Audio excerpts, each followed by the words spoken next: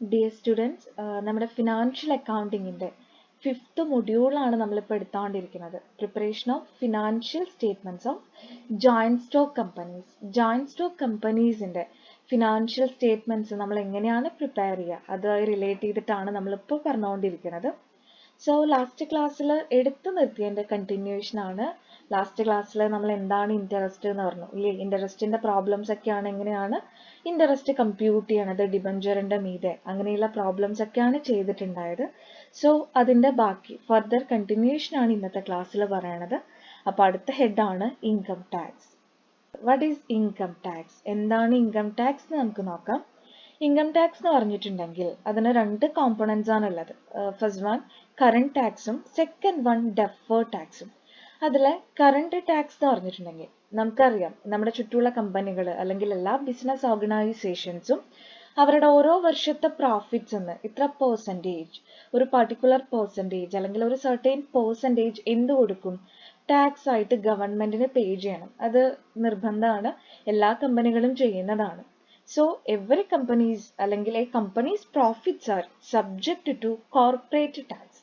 ആ corporate tax ഈ വർഷത്തെ ഓരോ ഫിനാൻഷ്യൽ ഇയറിലും ടാക്സ് നമ്മൾ പേ ചെയ്യുകയാണെന്നുണ്ടെങ്കിൽ അതിനെയാണ് നമ്മൾ എന്ത് പറയണത്?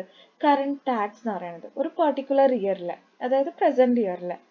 ദെൻ ആ ടാക്സ് നമ്മൾ കമ്പ്യൂട്ട് ചെയ്യുന്നത് എങ്ങനെയാണ്?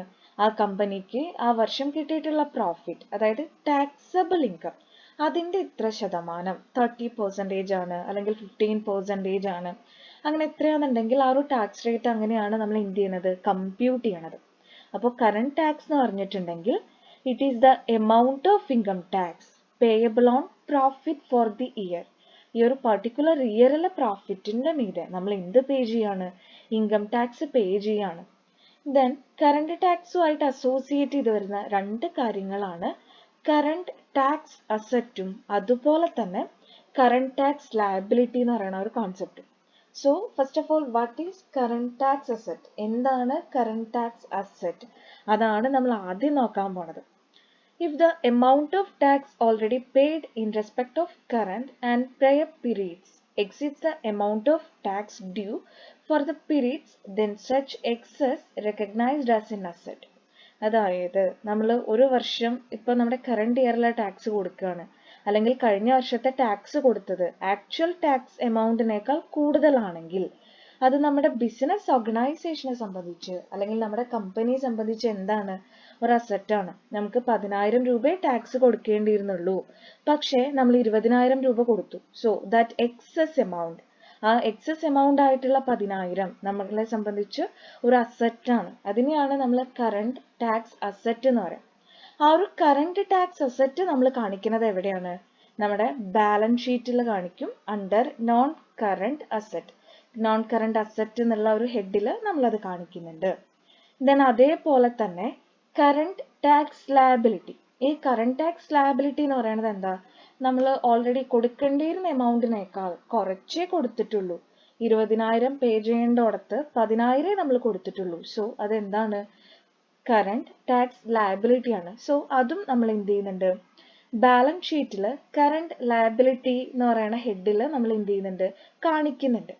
സോ ഇൻകം ടാക്സ് എന്ന് പറയുന്നത് എന്താന്ന് നമ്മൾ പറഞ്ഞു. ഇൻകം ടാക്സിന് 2 കോമ്പണൻസ് അല്ലെങ്കിൽ ടാക്സ് എക്സ്പെൻസസിന്, ഇൻകം ടാക്സ് എന്നുള്ളതല്ല, ടാക്സ് എക്സ്പെൻസസിന് 2 കോമ്പണൻസ് ആണ് ഉള്ളത്. കറണ്ട് ടാക്സും ഉണ്ട്, ഡെഫേർഡ് ടാക്സും ഉണ്ട്.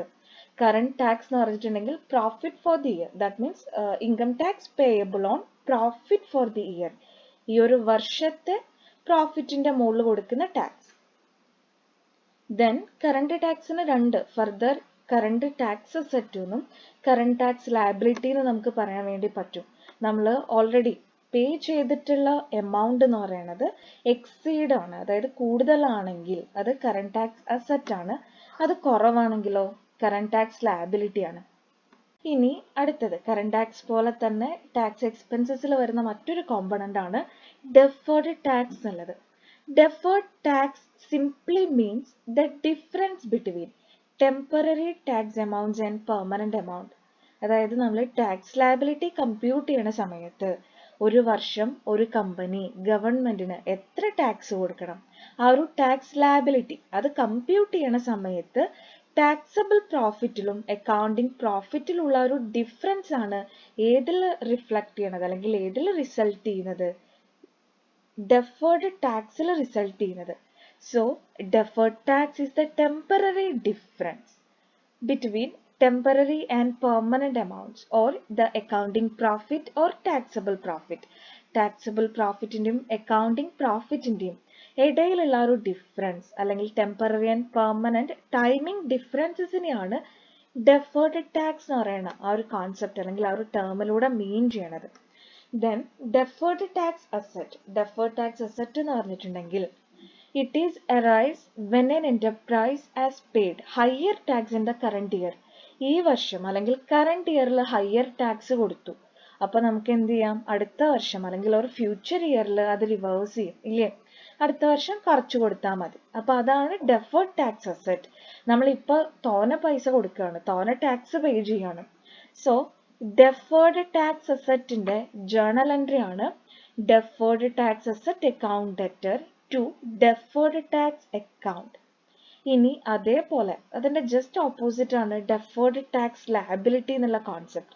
അവിടെ എന്താ ചെയ്യണത്? കമ്പനി ലെസ് ടാക്സ് കറണ്ട് ഇയറിൽ പേ ചെയ്യാണ്. ഈ വർഷം കുറച്ച് എമൗണ്ടേ കൊടുക്കുന്നുള്ളൂ, കുറച്ച് ടാക്സേ പേ ചെയ്യുന്നുള്ളൂ. സോ ഫ്യൂച്ചറിൽ എന്ത് ചെയ്യാം? റിവേഴ്സ് ചെയ്യാം. ഫ്യൂച്ചറിൽ എന്ത് ചെയ്യേണ്ടി വരും? കൂടുതൽ എമൗണ്ട് പേ ചെയ്യേണ്ടി വരും. അപ്പൊ അതിനെയാണ് ഡെഫേർഡ് ടാക്സ് ലയബിലിറ്റി എന്ന് പറയുന്നത്. സോ അതിന്റെ ജേണൽ എൻട്രി വന്നിട്ട് deferred tax account debtor to deferred tax liability. So അതാണ് deferred tax assetഉം deferred tax liabilityയിലും പറയണത്. അപ്പോൾ ജസ്റ്റ് ഒരു ഇൻട്രൊഡക്ഷൻ എന്നുള്ള രീതിയിൽ ഇന്നത്തെ ക്ലാസ്സിൽ ജസ്റ്റ് ഒരു ഇൻട്രൊഡക്ഷൻ, നമ്മുടെ തേർഡ് മൊഡ്യൂളാണ് accounting for taxation. Accounting for taxation എന്നുള്ള ഒരു മൊഡ്യൂളിൽ ഒരു ഇൻട്രൊഡക്ഷൻ എന്നുള്ള രീതിയിൽ എന്താണ് ഇൻകം ടാക്സ് അല്ലെങ്കിൽ കറണ്ട് ടാക്സ് എന്താണ്, കറണ്ട് ടാക്സ് അസറ്റ് എന്താണ്, കറണ്ട് ടാക്സ് ലയബിലിറ്റി എന്താണ്, what is deferred tax, deferred tax asset എന്താണ്, ഡെഫേർഡ് ടാക്സ് ലയബിലിറ്റി എന്താണ്, അതുപോലെ തന്നെ അത് എങ്ങനെയാണ് കാണിക്കുക, അതിന്റെ ജേണൽ എൻട്രീസ് എന്താണ്, അത്രയും കാര്യങ്ങളാണ് നമ്മൾ പറഞ്ഞിട്ടുള്ളത്. അപ്പോൾ എന്തെങ്കിലും ഡൗട്ട് ഉണ്ടെങ്കിൽ ചോദിക്കാം. Okay, thank you.